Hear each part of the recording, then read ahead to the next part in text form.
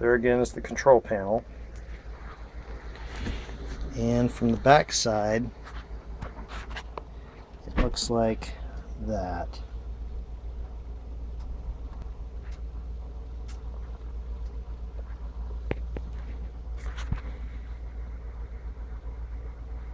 So there's a control knob with a whole bunch of, a couple of weird connectors, both rectangular. Well, actually one of them's rectangular, one of them's kind of diamond shaped.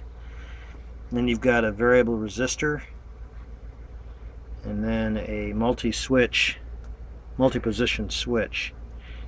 And the variable resistor feels indented, so as you turn it, it feels like it's got little stops every 1/32 of a turn.